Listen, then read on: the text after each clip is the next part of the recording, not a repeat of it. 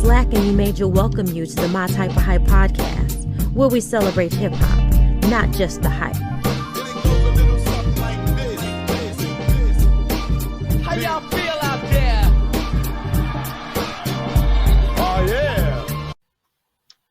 Welcome back, everybody. You know what time it is. My Type of Hype podcast. Me, your boy Slack in the building, as always. Co-host, co-defendant on the left. What's happening, bro? Very good, man. E-Major, we're here. My Type of Hype, the podcast that celebrates hip-hop and not just the hypes that we saying.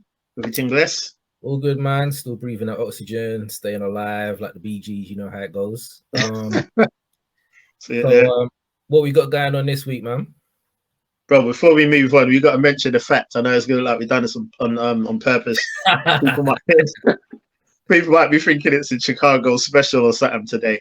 Not at all, bro. Like we just like, rah, we both rocking balls like that today. But yeah, man, shells are in the sink, man. So it's meant to be. But yeah, hilarious, man. We logged on and we just started laughing. We did not both plan to have Chicago Bulls themes on today. That's insane. But yeah, it is what it is, man. Go, literally. But yeah. So to answer your question, we're gonna look at underrated but celebrated. So we're gonna shine some light, give some flowers, just big up some underrated MCs and producers today. Not saying the most underrated or anything like that, just some that we wanted to highlight that we feel don't get enough mention. You know what I mean? So yeah, simple and plain, man. We thought we'd have just a moment and just big up some people, man, that need mentioning a little bit more. So yeah, man, that's what we're gonna do today. Underrated, and but hopefully from that, people, if they see the show, they'll check out a few artists and stuff like that. So yeah, man, hip hop's 50th year. Give some light to some of the artists that have made some dope music that we don't really see spoken about that much and stuff like that, or people that maybe are spoken about but they still are underrated for whatever reason. So yeah, man, bro, what you got first, man? What's first on the list? Right. So I'm gonna start off. I'm gonna shoot straight over to the West Coast. I'm gonna start off with King T. I think he's someone. Yeah, man. Yeah, that's man. King T, like, yeah, never see him mentioned much. Like you rightly said, I like that point you just made. Actually, they may be mentioned, but just kind of like underrated or just sometimes passing statements. But I think King T deserves a lot of props. I mean, late 80s MC, one of the first like hardcore West Coast rappers. You know, I think he should be mentioned, like NWA's mentioned, like Ice-T's mentioned. You know what I mean? I think his first album, I mean, he done some mixes and stuff like that early, but I think his first proper album was At Your Own Risk, 1990. Yeah, 90 was it? 91, something like that. I think it was 1990. I don't think it was 80s. I think it was 1991, around that kind of time. So early. So yeah, you know, fair dues, understand it is a little bit after NWA and them kind of, but still very early times. You know what I mean? West Coast. I think he should be acknowledged more, and he can rap, man. You know what I mean? He ain't got. You know what I mean? Yeah, man. He ain't got a huge catalog. I think he's got about 4 or 5 projects, albums. The Trifling album. That For Life. For Life. And then he had that one with Dre that never actually came out, Thy Kingdom Come. He's got some tunes on there too. Yeah, exactly. Yeah. And then he was with the Licks, wasn't he? Because he was with. That's another reason. Yeah, another reason why I wanted to mention him, because I feel like we'll probably end up mentioning their name later on as well. But the whole Liquid movement, you know what I mean? It was him really that found and put on the Alcoholics. You know what I'm saying? No one really knew who they were until he put them on, running with them. I think he executive produced the first album that he done, first couple of albums. Obviously, you got them, him, Exhibit. So you know what I mean? I think he deserves his mention, man. His albums are solid. I was reading an article from Ice-T, an interview, and he was saying that not a lot of people know it, but like King T is actually one of Biggie's biggest influences. He said, do you know what I mean? Like Biggie really liked King T. Yeah, for real. Yeah. So you know what I mean? So that's interesting to see, and I liked hearing Ice-T talk about it as well, because I think they connected quite a bit in the early years as well. So yeah, man, I think King T deserves his mention. I'd probably say a standout album for me. All solid projects. I mean, I think he dropped one about 3 or 4 years ago. All solid projects. But I'd probably say standout for me is probably For Life, which was 1995. Yeah, For Life was a good album. solid album, man. But The yeah, I Traffic think album's good too, man. yeah, I was gonna say his first three, all solid, man. All solid. Mm. Not that the others ain't, but those first three, they all hit, man. So yeah, wanted to shine a bit of light on King T. Like Slack said at the beginning, if you're not that familiar or he's someone you've just skimmed through, you know, we want to encourage you, man. Maybe jot down some of the names I mentioned and just do a little deep dive, man. So yeah, King T is the first one I want to shout out for MCs, man. Well, you know what's absolutely crazy? Like, not only the Chicago Bulls, but I had the Licks as one of my underrated MCs. That's insane. And the reason I picked them was because their first sort of 3 albums, man, I thought they were dope. Like, yeah, for the 21 album, Coast to Coast album, then the Liquidation album. That's like 3 in a row. Tash was one of my favorite rappers for a while as well. Like, he reminded me a lot of Redman, not just because they're the same complexion, but just the way that they rapped. Like, I always thought of Tash as like a West Coast Redman. Like, if Redman was from LA, I think that's how he would have rapped. You know what I mean? Like, yeah, I agree. Style, he was very humorous in the way that he puts stuff together. And the contrast between him and J-Ro was really good. Like, they were so different. Like, J-Ro was just a straight in your face, like MC. Tash is kind of like more humor, bouncing around with his style. And then E Swift as the producer. Yeah, man, their first 3 albums was very, very dope, man. Fully agree. Because the 4th album, what was it, EXO Experience, I think it was called. Yeah, that's right. And the first single was banging. It was the Neptune joint. So I was like, yeah, I was hyped for that album. And then when I got the album, man, it was just a bit disappointing. It wasn't. I was hoping that was it EXO Experience or EXO Life? I think EXO Life came after. So EXO Experience. Yeah. EXO.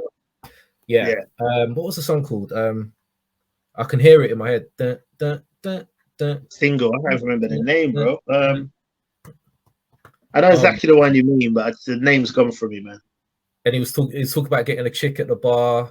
It was a very kind of a tune that you could play in the clubs, kind of thing. Yeah. But yeah, man, dope rappers, dope albums, and I've just never really heard them ever get mentioned. And I've heard that Tash is doing much better now. I think he was going through a bit with his health about living up to the alcoholic's name.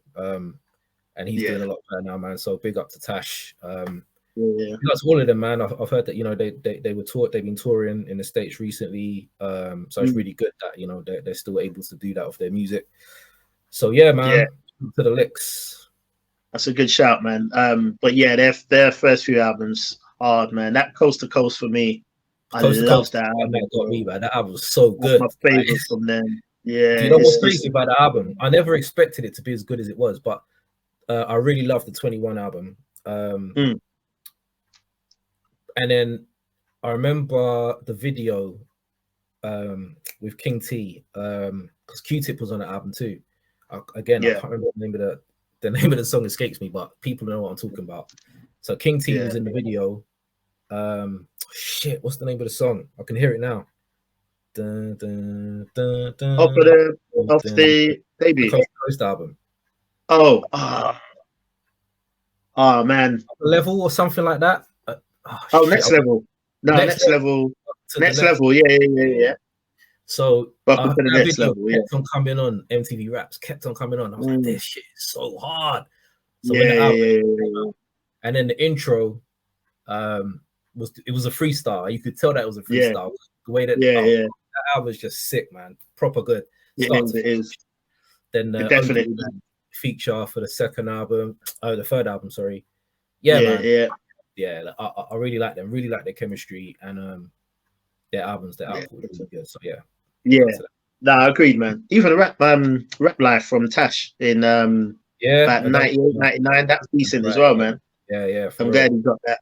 That was good. Yeah, no, Alcoholics, man. That's a good shout. Say that again.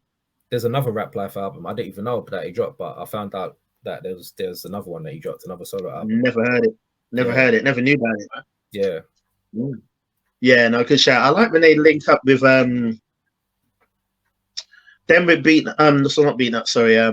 Dilated Peoples, like That's a good link up as well, because you wouldn't expect their styles to mesh, but it works. I just think they're the Alcoholics. I think whenever they jump on anything, I think they just enhance it. They got that energy about them. You know what I mean? Energy, yeah, fun, but they're hardcore, but they're fun. It's mad. But yeah, good shout.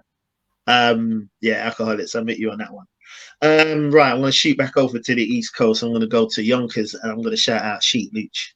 Yeah, for sure. As an underrated MC, man. Reason being, I think we all know, we probably mentioned it a few times, but he's with what's it called? Kiss and Styles. Do you know what I mean? So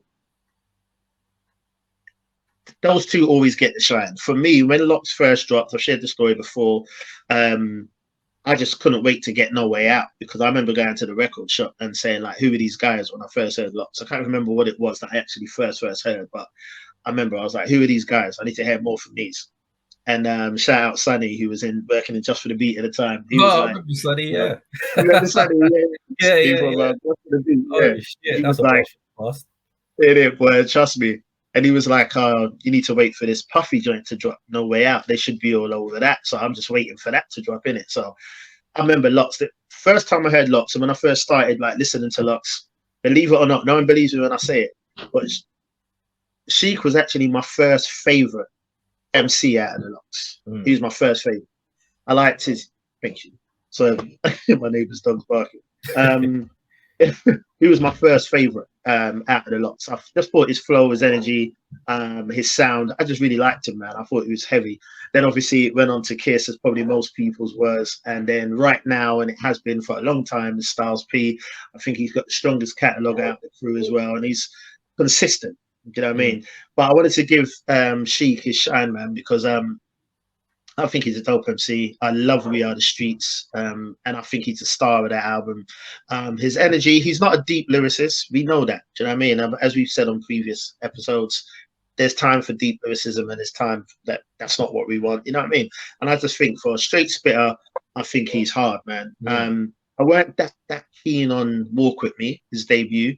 When I say I weren't keen on it, it's just something I didn't feel the urge to go back to that much. But there's still a lot of heat on it. But After Taxes, 2005, After Taxes, hard. That's his best project, man. But then even the mixtapes he's done after that, I think he's a dope MC, and I would have liked to see him on more features, more work outside of the Locks, because it was always kind of like Kiss or Styles that were the feature MCs. So I would have liked to have seen more of him outside. But we heard on the is it XO Experience? Or am I thinking of? Yeah. What was the album they dropped about 3 or 4 years ago? Living Off Experience, the album, the Locks. Yeah. And there was a track on there. I can't remember the name. It's totally gone from me. But Sheik was addressing that, and he was saying why he weren't on much. It was always, and it was him. He said he didn't really care much about the whole rap thing. He just done a little verse when he needed to. He weren't really that concerned about it. Do you know what I mean? But yeah, I think he's a dope MC, and it's only because of who he runs with why he don't get much mention, I think. But yeah, shout out to Sheik. I wanted to mention him. Stand out for me after Taxes. You know what I've never understood about Sheik, or about like the fact that it's only Styles and Jada that get mentioned. Why don't you mention all three? Why do you only mention Styles and Jada? Is it because they do the back and forth? Like, it never made sense to me why everyone talks about those two and not Sheik, because I'm like, Sheik is dope. Like, it's not like he's the runt of the litter or like the Tony Yayo of G Unit. Do you know what I'm saying? Like, he's a dope, and he would rip the shit out of many. And even on a lot of Lock songs, he's still got the best verse sometimes. Like, it's not like so. I was like, why can't you just mention all three? Why do you have to always go for Jada or Styles? Like, that never made sense. Like, if someone said to me, Sheik is my favorite member of the Locks, I wouldn't clown them for it. I'd be like, okay, that's cool. Because, like you said, even on the diss tracks, he went hard. Like, he went hard on the bro, the hardest probably. Exactly. Like, he was saying it in. Sheik, I can't say nothing negative about him. The only thing I could possibly say is his solo output isn't as strong as the other two. But I don't get the feeling that he gave a shit about being. He didn't. Do you know what I'm saying? Didn't. I don't feel like he was like, I need to be a star, or I don't. I just think it's like, I just do what I feel like. You know what I'm saying? And even on that Woo Block album, he was killing this. He was killing that. Bro, listen, Woo Block.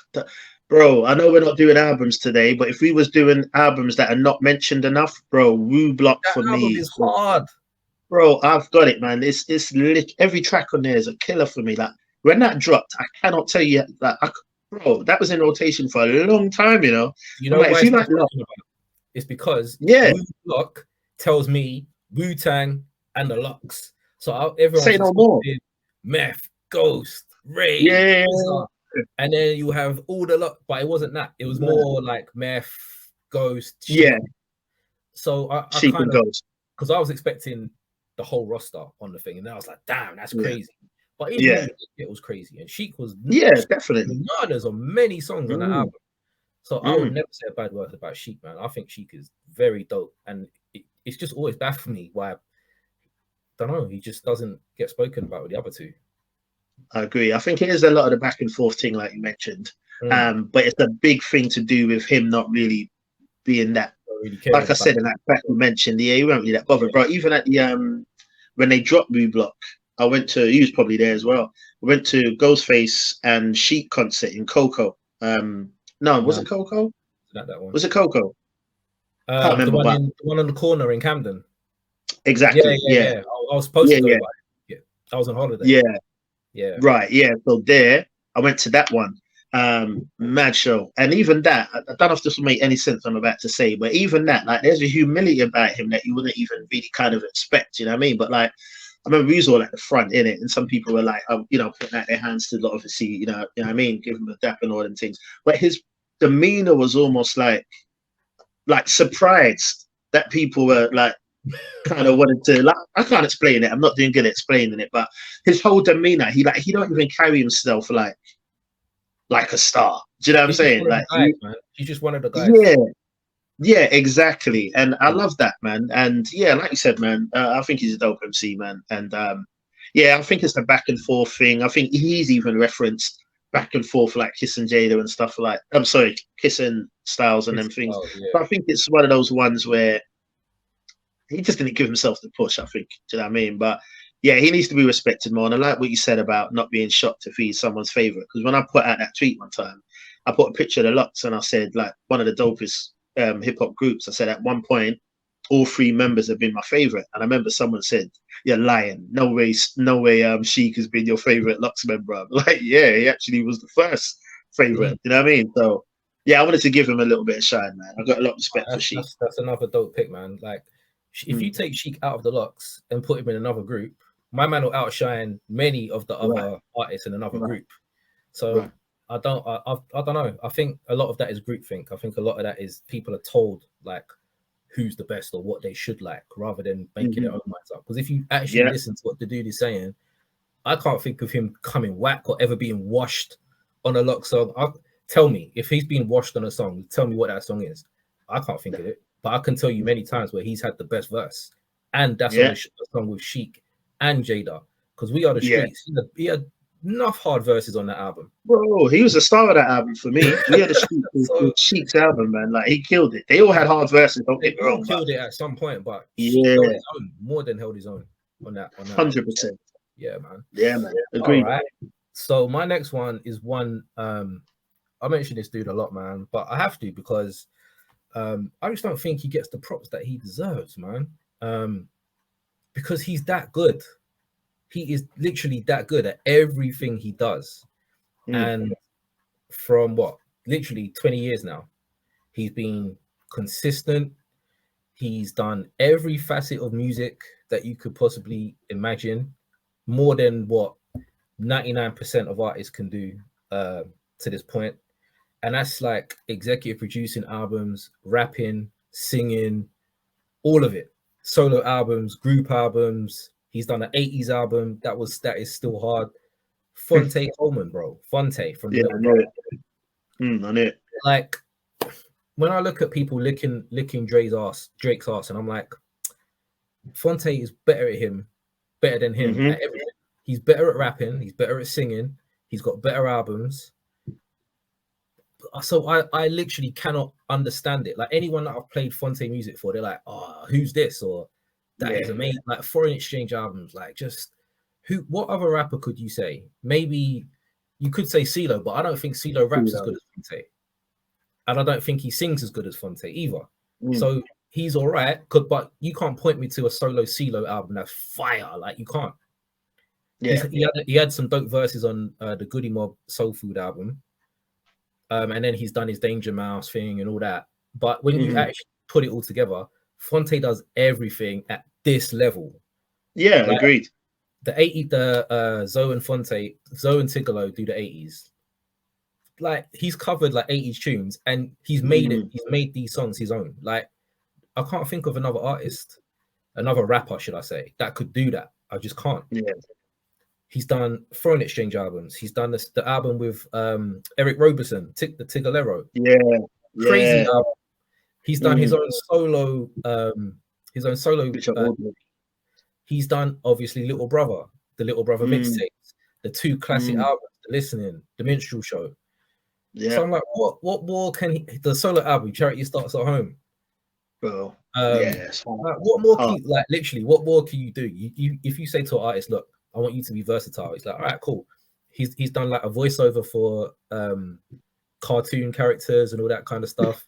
He's literally done everything, and he's done it all you're right. brilliantly. So I'm like, I don't know. It just baffles me why he's not mentioned more. But if you mention him, people are like, yeah, he's incredible. But he's still highly spoken. He should literally be one of the top. The way people revere Lauryn Hill, right? One fucking album, bro. R&B. Like, let's keep it real. She weren't rapping on that album. She wasn't. She's got a couple verses here and there, but she weren't rhyming on the album. That was an R&B album. Cool. You can rap and you can sing. You've done it once. The rest was with your group. Fonte has done group, solo, other genres of music. He's done it all. But no one talks about him the way they talk about Lauryn. And it puzzles me. Like, I just can't understand it. You're right. Yeah, I've never got it, man. And anytime I mention him, people are like, yeah. But I'm just like, I would love to see him.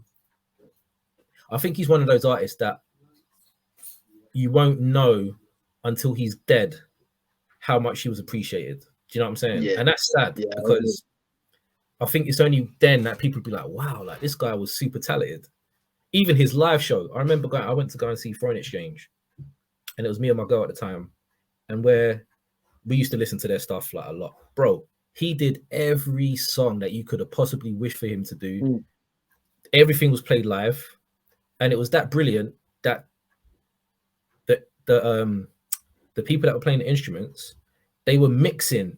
It's almost like a DJ was mixing, but they were mixing songs while playing live instruments. Like, bro, it was mind blowing at Jazz Cafe. They killed it. It was 2 hours we were standing there, and they killed it. Like, that's one of the best shows I've ever been to, and I've pretty much seen everyone live at some point in time. So, live show on top of everything else. On top of that, yeah.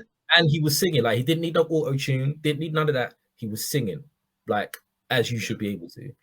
So, if you can show me an artist that's that talented, and you can rap with anyone. He's rapped with Black Thought. He's rapped with just everyone that you could possibly list. He's got a verse on it, and I've never heard him be washed on a song. He's rapped with Elzai, like high level spitters. MCs, He was it every time. So I don't get it. No, I gotta agree with you, man. There's no doubt about that. I mean, I think Little Brother on the whole, anyway. But yeah, I mean, Fonte, no, definitely, man. I mean, like I said before a couple of times, I think that whole Little Brother movement and that dropped, that it was just so needed, man. We need it now. Do you know what I mean? Need another Little Brother movement still. But you know, I feel like in hip hop, there's a few groups or MCs or producers or whatever that I felt like their time was needed. Other people I feel were lucky with their timing. Right. Like, I felt like we didn't know that we needed Little Brother at that time. Do you know what I mean? I say that about Kanye West. Right. I say that about Kanye as well. I know it seems ridiculous to say now because of how he is now, but I stand by that. I feel like that about him at that time as well. There's a lot of MCs. That's why he was so big. Yeah, it was needed, man.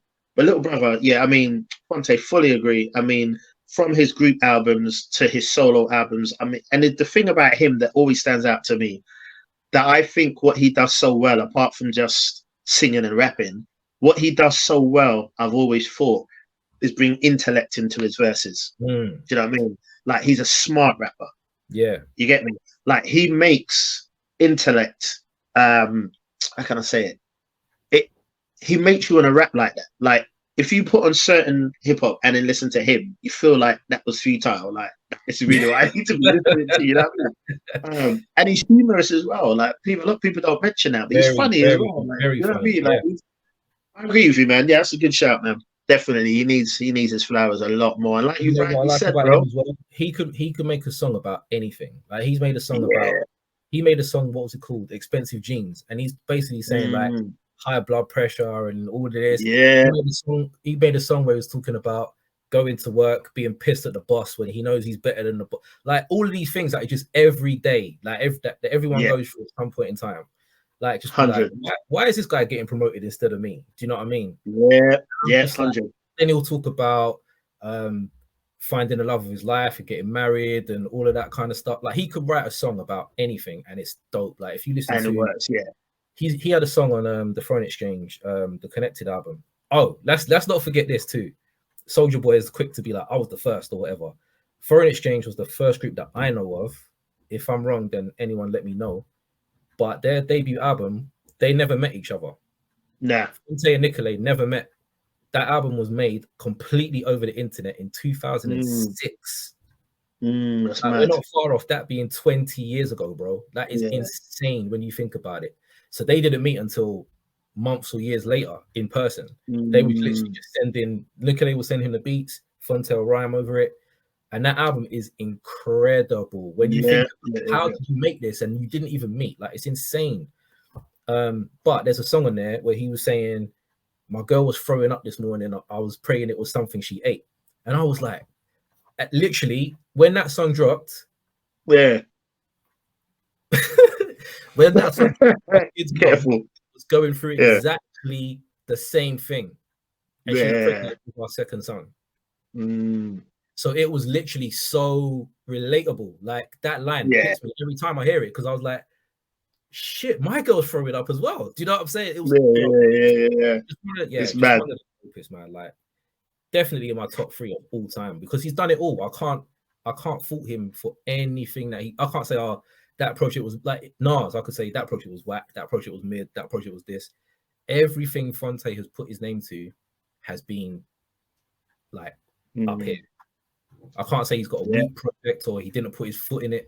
A couple little brother ones, but I don't know if they really count because they are broken up and going through. But everything that he's like, I put my foot in this, dope.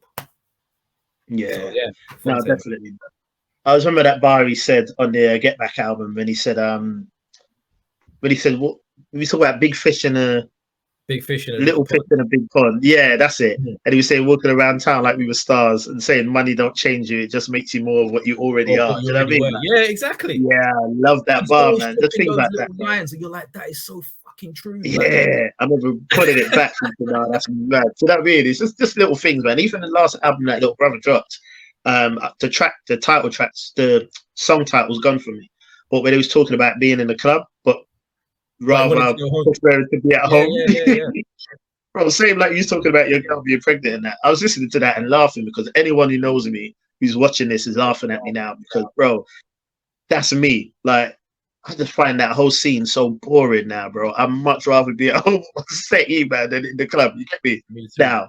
And I'm listening to that and I'm just laughing. I'm like, right, it's so much relatable stuff, man. And good shout. I agree with you, man. Definitely. He needs to be mentioned and celebrated a lot more, man. And I was going to say before, like you said, if you mention him to people immediately, even artists, because Drake won't say it, but he was his inspiration. Do you know what I'm saying? Like, it's things like that. They won't want to give him shine, but they'll have no problem shine to other big celebrated artists.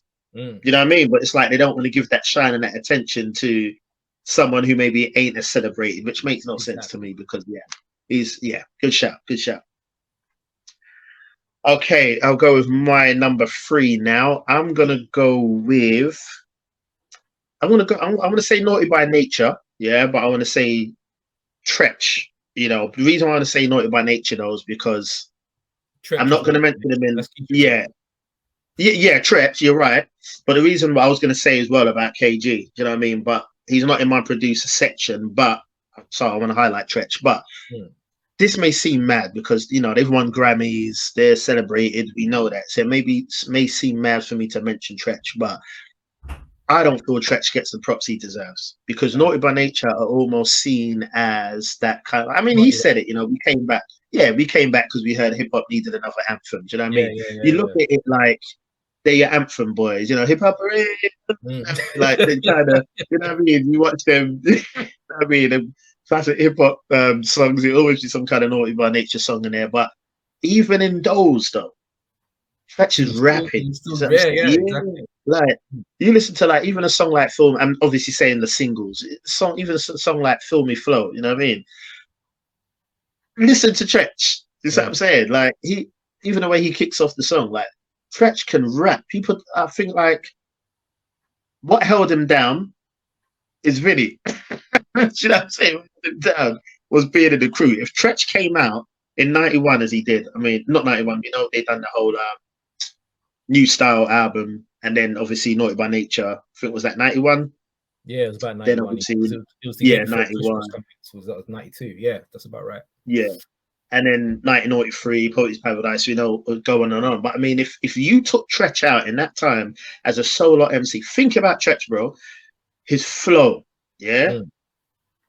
his militancy, how he was. He was like, you know what I mean? He weren't this like big deep voice. He was kind of the high squeaky, you know what I mean? Like pinching in that. But there was something intimidating about him. You know what I mean? Walk around with the chopper, the chain. And had the chainsaw on the album cover. Yeah, exactly. All of that. Yeah. You think about all that even Eminem started doing and all that. But Eminem will tell you himself how much he rates Tretch. You know what I mean? But yeah, now Tretch, his flow, his bars, storytelling. You know what I mean? Don't take that away from him. Content of what he's talking about, writing for others. You know what I mean? He was good at that. Battling, a lot of subliminals, but still, if you can make catchy, I'll say poppy, but if you can make catchy poppy hip hop and still be rapping the way you're rapping in that, but don't let that fool you because you listen to the album cuts, he's going in. Like he's a hardcore rapper. He just knows how to make commercial hits, but he's a hardcore rapper. Man, that's a real skill. That's a talent. Exactly, man. Do you know what I'm saying? I mean, even in the way he dressed and everything, a lot of people were trying to be like Tretch. Do you know what I mean? The bandanas, everything. Like Tretch was the man. Like he was definitely. I've shared it before when I first really, really fell in love with hip hop for myself as around 92 times, and I think Tretch, Redman, but I think Tretch might have actually been like Tretch and Redman definitely were like my first favorite rappers. Do you know what I mean? There was just something about Tretch, man. He demanded and commanded respect, man, when he was doing this thing. So yeah, he don't get mentioned enough or enough props for me. But yeah, I definitely want to shout out Tretch, man. All the Naughty by Nature albums I think are hard. Well, the debut one weren't terrible, but it's nothing I go back to, obviously. By that I mean the New Style one. Yeah. But yeah, Naughty by Nature, 1993, Poverty's Paradise, Even Icons. What's the other one they done with I didn't like anything after Poverty's Paradise, if I'm being honest. There was like Nature's Fury. Yeah. There was Nature's Fury. That's it. Yeah, that's actually got some bangers on it, bro. It's actually got some heat on it. Because I think they released the cover after, and I was like, I'm not really sure, but I'll have to But yeah, Poverty's Paradise is definitely the last undeniable dope Naughty by Nature album. Exactly. You know what I mean? But there's still a lot of heat on the other ones. But yeah, I want to give Tretch a shout out. Yeah, so big up to Tretch, man. I totally agree with that. You know what's crazy? I nearly put Tretch on my list as well. He was that good. But I had to whittle it down. But yeah, he was on my list. The first time I heard Craziest, I went fucking crazy. Like that song, that beat, the way he comes in, the shit he's saying, he threatened JD on there, Jermaine Dupri. Yeah. I'm coming for that money you owe me for that jump shit. And I was like, oh, like, bro, that song is crazy. Disgusting, man. That video, bro. Even Vinny killed it. Everything about that shit was just hard. Like, I used to record videos of Yo MTV Raps, and I must have stretched the tape on that one because I just kept going back and back and back. Even to stay, if I hear that song, I got to run that shit back because it's that good. Agreed. Yeah, man. Yeah. Big up Tretch, man. Definitely one of the best. 100. And he's, like you said, man, Pac loved him, Eminem, Redman, like a lot of artists looked up to that dude. So yeah, definitely, man. My next one, I'm going to say Freddie Gibbs, man. And I'm going to say Gibbs because if we look at this man, if we look at this man's not only ability to rap, like, I don't think people pay attention to how good this man is at rapping. Yeah. Because his flow is nothing that you can replicate. Like, there is no other Freddie Gibbs. I put up a tweet maybe about a year ago. It was him rapping over the Souls of Mischief 93 to Infinity beat. And it was just him, like, just freestyling, just talking about a girl or whatever. And I was like, this man has found some incredible pockets on this beat. And the way he literally just flows like this. Like, he can rap over any beat. Like, Alchemist can give him a slow beat. Like the Alfredo album. Bro. Like, he's got the way he rhymes over beats is just crazy because he can just fit so many words in, but he's never off beat. Yeah. You link up with Alchemist, kills it with the Currency, the Fetty joint, Alfredo. Then you go and do shit with Madlib, kills it, Bandana, Pinata, kills both. Two classics there. The albums he's got, the mixtapes and shit that he's got otherwise. So in a space of time, you've done Pinata, you've done Fetty, you've done Bandana, you've done Triple S, you've done Alfredo. That's just off the top of my head. That's 5 very, very dope albums. Yeah. Back to back to back. How many artists can you say have done that realistically? 5. No. With different producers as well. You know what I mean? Yeah. I don't think there's anyone that can say that they've done that in a row. So for me, you got to give it up, man. And it's not like he's just, I don't know, just making crap music or just saying whatever like a lot of these artists now. He's talking about all kinds of stuff. Yeah. And he does it so well. He does it so well. So yeah, man. I don't know. I think his antics get in the way. You know what I mean? Like the whole, he's getting in beef with everyone. Like, who beefs with Currency? Yeah. Like, Currency is one of the most chilled out people. Yeah, you forget your existence. Like, Currency's like, he's like me. He's like, I don't. It's like, I'm just smoking, chilling, driving my car, with my buddy. Like, he's one of the most just relatable, nicest kind of artists. And then he's talking shit about Currency didn't want to tour or whatever. I'm like, just leave Currency alone, man. You know what I mean? That's his choice, man. Yeah, exactly. Then he's beefing with Benny, and he's always getting with porn stuff. He's doing all madness like outside of music. But I'm just talking about music. I don't give a fuck about all that other stuff. I'm talking about strictly music. I think Freddie Gibbs is an incredible rapper, man. Incredible MC. Nah, I'm with you, man. I mean, one thing I'd say that stood out to me a lot is his album where Alexis is on it. Is it You Only Live Twice? It's gone from me. But that album anyway. The one with Crushed Glasses and all that's on there. Yeah. That's another dope album, man. It is. But what I was going to say, it's hard. But I think for me, I felt like, I said it before on the timeline, I felt like you could hear that he was coming into himself on the album. Like, some things weren't as tight. Some things were a bit loose. Some of the flows at times sounded a bit messy. But the reason why I'm saying that is because I think from that moment onwards, you can tell like he's really committed himself to like bettering his craft. Do you know what I mean? Because even the songs he makes, the way, I mean, the technical way he's rapping is miles better. Do you know what I mean? Like, he's given himself, he's dedicated himself to the craft and killed it. And I think I can't think of a bad project that he's done where I think, oh man, that weren't good. Do you know what I mean? He's hard, man. And that Soul separately was probably one of my standouts. Was it last year or the year before? It was last year, wasn't it? Yeah.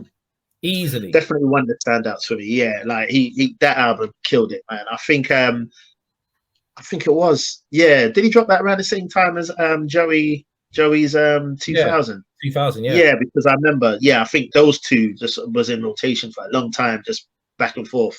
But hard album. But yeah, I'd agree. And he's a humorous guy. Even when I don't watch many interviews. I don't know why, but I find a lot of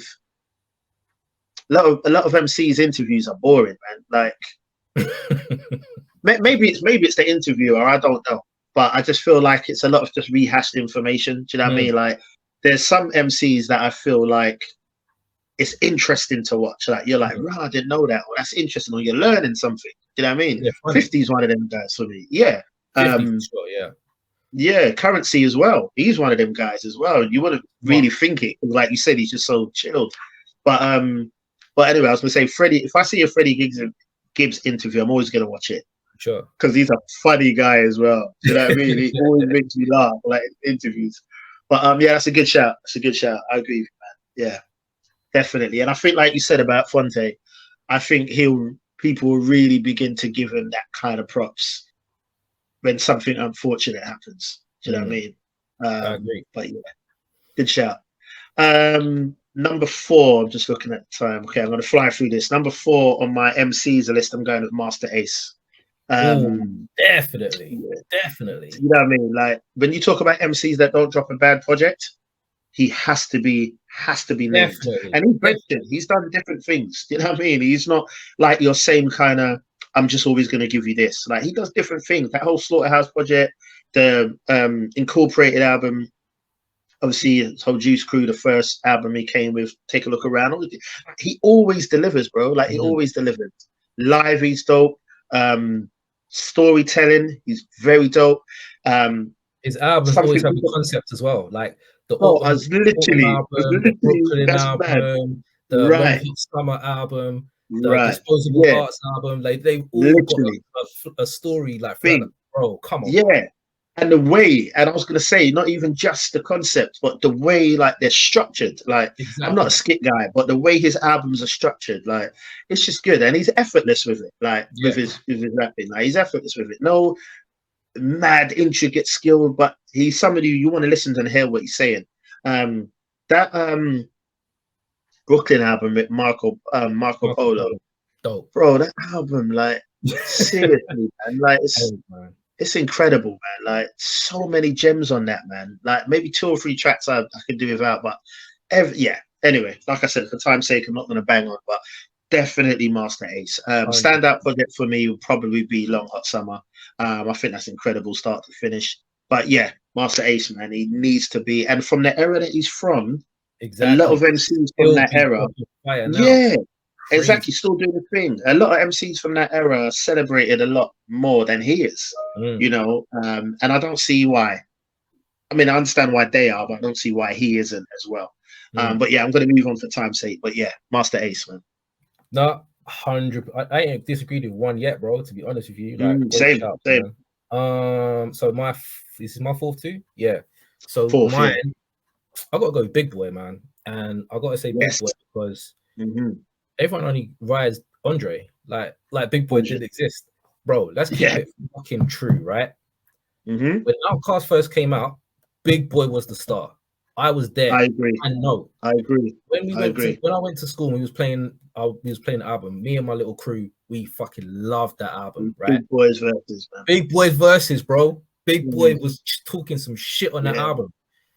So I'm like, where did it come from that Andre was like, don't get me wrong, Andre was spitting too. Like, Andre's got some crazy verses on their albums too. Like, that's not getting twisted.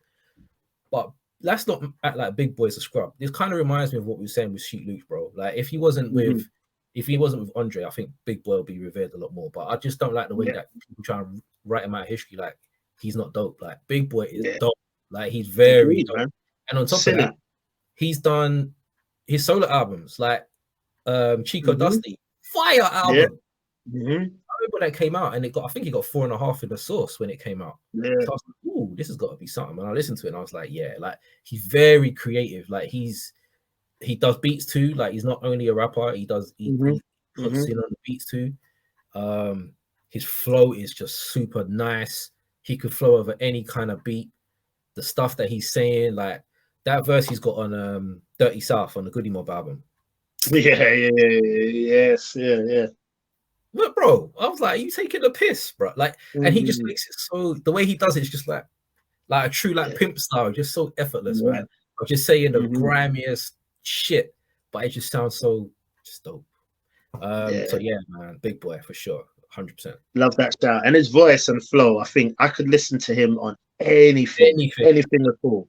Like, I think he's an immaculate rapper, and I'm so glad you said what you said, bro, because you know I'm gonna make a wild statement. Do you know when I think all that started happening? I think it was when Jay-Z started bigging up Andre. I mean, everyone obviously knows Andre is sick. We know that. Outkast are a sick duo. Like, they're both incredible. We know that from the first album. We know For that. the first And album. Jay's always been dope. Yeah, but I think there was a moment in time when Jay-Z and a few other MCs started really mentioning Andre's name a lot. And I think people are like sheep, you know, bro. People are sheep, You know, man. I'm telling you, that's what it is. it's certain people say, yeah, it's like certain people say so and so's dope. Oh, they're dope. You know what I mean? That's all that matters. Straight away, Certain people say. they got a co-sign from mind Jay. that. Perfect Right, example of that, exactly. bro. Juvenile. When Juvenile dropped Her, I remember I was talking to a couple of my boys and they were like, what's that bullshit? I thought it was dope from the beginning because I was like, the way that man's ending every line with that heart and the beat was fucking sick. Oh, I love that tune from day one. People didn't really clock onto that tune until Jay-Z jumped on the remix. That's what I'm saying. People weren't checking that tune until they heard Jay on it, and then all of a sudden it's like, oh yeah, it's good. This is what I'm saying. This is what I'm saying. It happens now, bro. Like you see Jay-Z, like, you know what I mean, shake E40's hand at a basketball game. For the next 2 weeks on social media, people are talking about E40. It's like you weren't talking about him before. It's the greatest you ever heard. Yeah, exactly. So, yeah, bro, people are cheap, man. People are cheap. But I think a lot of it, people are scared to have the mind of their own. They're scared to say that Fat Joe had the best verse on I Shot Your Remix. But yeah, I'm joking. I'm messing about. But yeah, if you haven't seen last week's episode, check it out. You'll understand the joke. But yeah, I agree with you. Big Boy, incredible. He is my first favorite out of Outkast. To be honest, man, as deep as Andre is, I'd rather hear Big Boy rap. You see what I'm saying? Like, the depth to Andre is incredible. You know that his verses are always like rah, but there's something about when Big Boy raps. I just love it, bro. His flow, his twang. Andre will come with some deep shit. Big Boy will come with something, just talking about something like complete, bro. Just them together. Yeah. Couldn't have put it any better, man. As a duo. Yeah, I agree, man. Fully. Okay, last MC. I'm cheating because it's a group or a crew. I've got a group for my last one too. Bro, what is happening today? That's mad. But I'm gonna go with Digging in the Crates, man. The ITC. I just want to give them their props, man. Like when people talk about crews, I was thinking about just crews and hip hop the other day, and I was just thinking about how dope Bootcamp Click is, like just in the sense of, you know what I mean, Black Moon, Helter Skelter, Smith and Wesson. You know what I mean? And you just think, OGC. You just think, it's so good, man. Fuck it. About that crew, yeah, it's like beat miners, the production and everything. You just think, right. And then I just like thinking about crews, and I was just thinking about DC do not get mentioned enough, man. I better be careful what I say about Fat Joe. There's no weak link apart from Fat Joe. There's no weak link. I don't know. I knew that was coming, bro. But even that, like, I literally don't think there's no weak link in there. I mean, like, production wise, hard. You see what I'm saying? All the MCs, we know that. Without going through it all for time's sake, but I think the ITC, for their individual work, yes, but even their group projects that they done together, the worldwide project was hard. They got something. Was it? What's the title? Sessions. They did one at Sessions. Yeah, 2000. Both dope. That's it. Yeah, the last one was probably about 2015, 16, or something like that. That was later than that. Bro. It wasn't that long ago. The Sessions. Was it not? Yeah, it wasn't that long. Okay. Maybe like 2018, 2019. Okay. Yeah. It feels like it was ages ago, but yeah. So that. And then even when you look at some of the foundational members, like let's just say Diamond D, when you look at even like recent projects he's dropped over the last, like, they're solid projects, bro. So I just feel the ITC need more mention, not just the individual people, but them as a crew in hip hop. Showbiz and AG never get mentioned. You see what I'm saying? AG as well. Like for him to jump on a track with KRS and Pun and still like he's just someone who's just never too much in your face. He just always delivers decent verses, man. And that's sometimes that's all you want, just a strong verse. But yeah, the RTC. Yeah, solid, man. So that's my last one for MCs, man. Man, I totally agree with that. My last one, I'm gonna go for 8Ball and MJG as mine. Yes. As a duo, man, I think again, as I was saying with Outkast, I think them two mesh perfectly. They do. MJG has just got his style, man, is just so dope. Over any beat, like he's just, and the way he puts things together and the way he says certain stuff, like that song they've got with Tila. What's it called? Hose with no closure, shaking it. Can't remember what it's called now.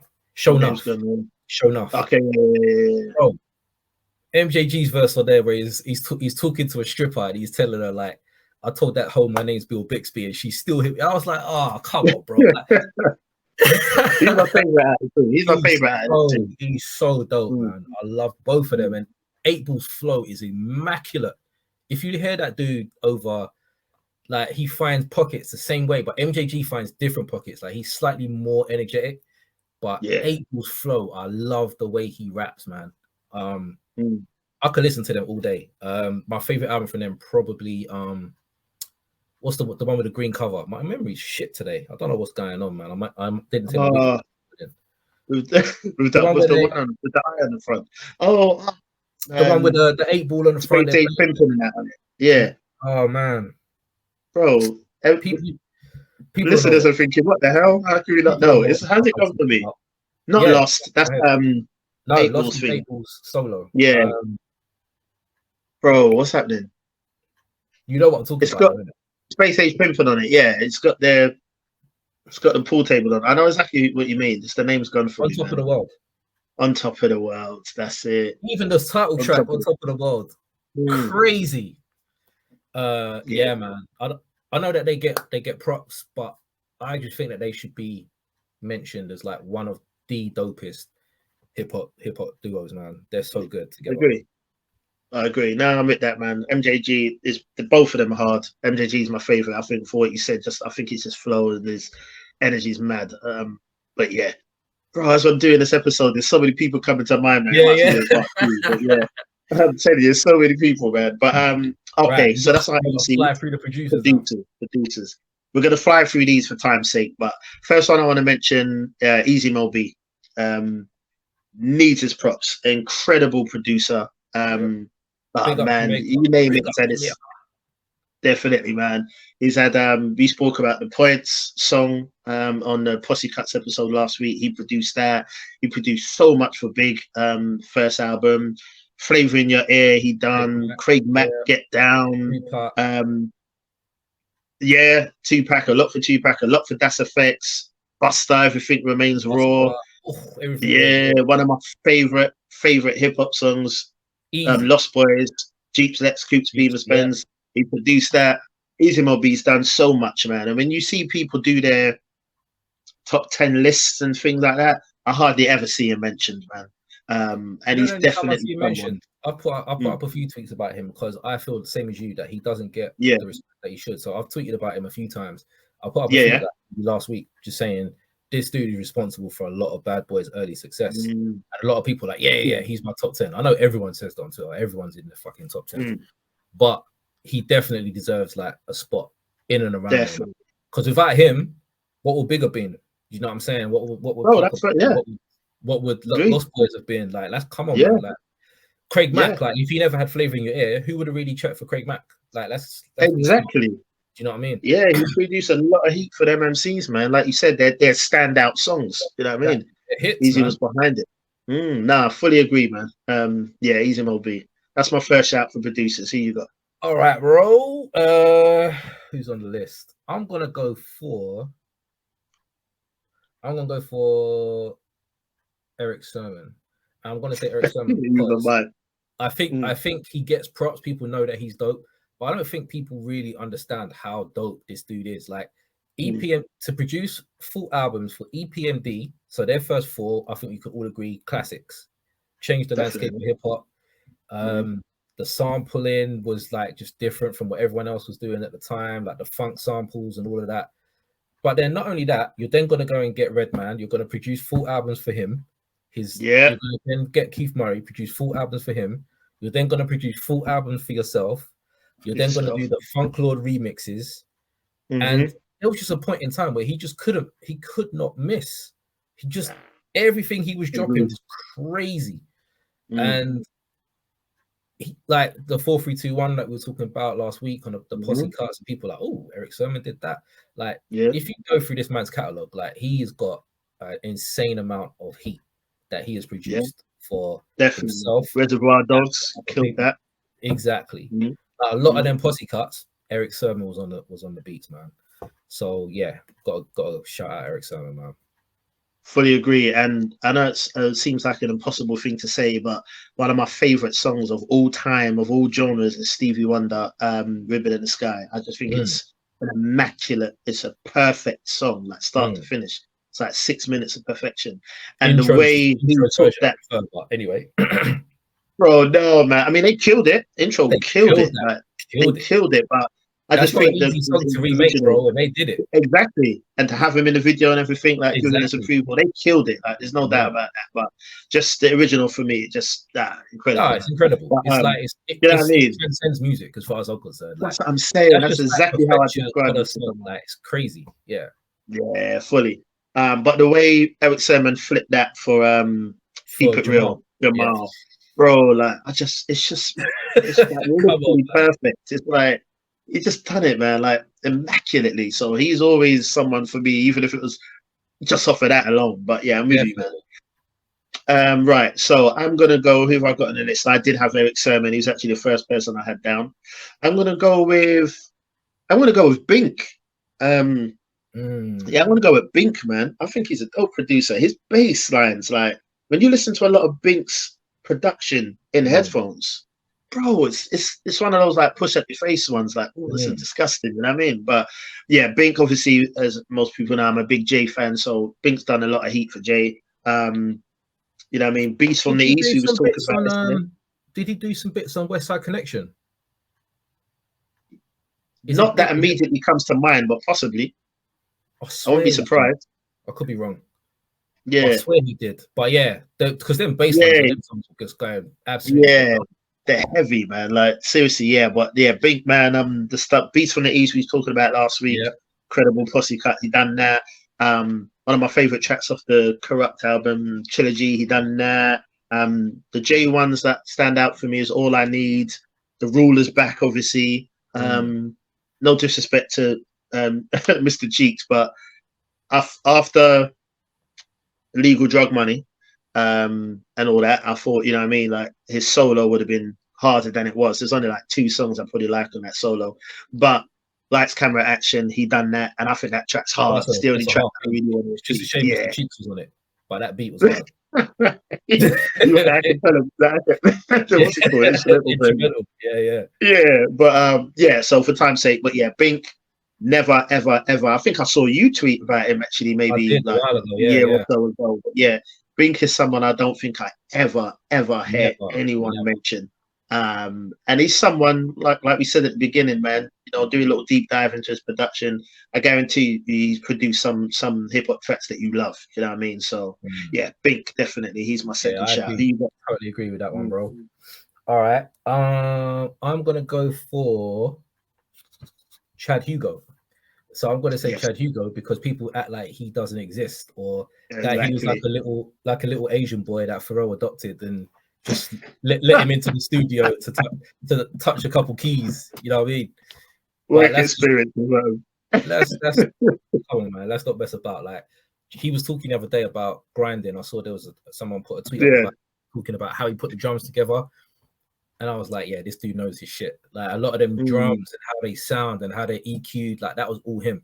Pharrell might be better at melodies and shit like that and vocals and that, but when Chad is a beast, like he can do his shit. So yeah, he never gets mentioned, man. So I think he deserves his part for what the Neptunes did, because there was a point in time where they were producing for everybody. Like, I think there was a point where they had the top 5 songs, like that in the charts. They had like Tony Braxton, Timberlake, the Clips, and a few others, like all in a row. Like I don't know if I've seen that done again, but yeah, different level. I agree. And Pharrell's solo production is noticeably different to Neptune's production. Do you know what I mean? So like you rightly said, man, like it's not Pharrell, like, do you know what I mean? Their work together was the Neptune stuff, and you can hear it. It's different to his work. But yeah, good shout. I agree with that. All right, I'm going to go at number 3. I'm going to go with Knots. I'm looking at my list because I've done some honorable mentions. Knots is on mine too. Yeah, that's bad. Yeah, definitely going to go with Knots. Some highlighted tracks I like: Dangerous MCs, Biggie, MOP, Home Sweet Home, Rod Digger Classic, 50 Cent, Be a Gentleman, which is disgusting. I love that one, bro. How you taking a Christmas Carol and making it that disgusting? Like, show some respect. I love it, man. He's getting hard at that. That's probably the track I played the most off of that. Guess he's back. Easy. Wow. Easy. Yeah, that song's hard, man. Barry Bonds off of Graduation with Lil Wayne. Yep. Once again, a hard track. I love that. I love everything about that track. I think they both kill it. What else? Nostalgia. Sorry. Pusha T and Kendrick. Oh. Yeah, hard. That beat's kind of weird because you kind of think, but Pusha, look at what he did on numbers on the boards. Like numbers on the board, yeah. Artists will be able to rap over them beats, man. Trust me, man. But the thing I used to love about that song was Kendrick's verse. I just thought that's an incredible verse. Incredible, man. It's with the bro. But yeah, the beat's hard. Yeah, that's another one of my favorite. I'm trying to think of. Evidence, Jim Dean. He's another MC I was thinking of mentioning as well. But Jim Dean off of the Weatherman album, not Weatherman. It's gone from me for time's sake. I'm not trying to remember it. Buster, Look Over Your Shoulder. Yeah. Say that again. I think it was the second album you're talking about, Evidence. Yeah. But yeah, Nuts, man. Someone that definitely needs to be mentioned more. Dope production, man. So yeah, that's my number 3. So who you got? Yeah, totally agree with Nuts. For mine, I'm gonna go for Beat Miners because I don't think that they get enough props for the consecutive run of heat that they produced. So again, in-house producers for Black Moon, OGC, Helter Skelter, Smith and Wesson, just that run, crazy. Dope, man. So yeah, that's my number 3. Number 4, fully agree with that. I'm gonna shoot Black Milk.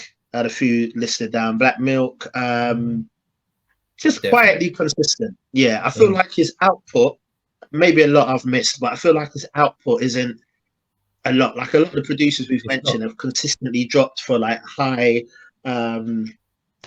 caliber people or people that you're hearing their projects, you're seeing their name. I feel like Black Milk hasn't really done that a lot. So maybe stuff might have gone over your head or under the radar that you don't know about. I don't think his output is as much, but what he puts out is dope. And what I like to look at is where people start and what they're still doing.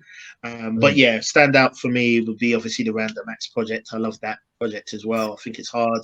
Yeah. And you know what? Is it Back in Black?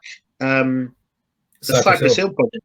Yeah, bro. Like that's hard. Like I've mentioned it a few times, man. Like I think it was last year or the year before. I listened to that a lot, man. Yeah, that was a hard project, man. I think he delivered. So, yeah, definitely Black Milk, and even the project he dropped a few weeks back, hard, man. Like, you know what I mean? Production on that.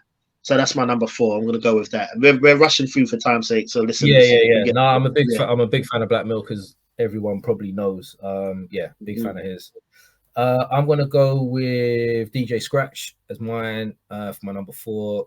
The work he's done with Busta, just give me some more New York and all the other New York shit and all the other stuff that he's done. Like his baseline is just very, very disrespectful. Just hard, and when him and Busta connect, you just know it's gonna be fire. My favorite song, Flip Mode album, were all done by Scratch. We Could Take It Outside. So true. What was the other tune that he's got with Lord Have Mercy? Get Off My Block. Get Off My Block is one of my favorite ever.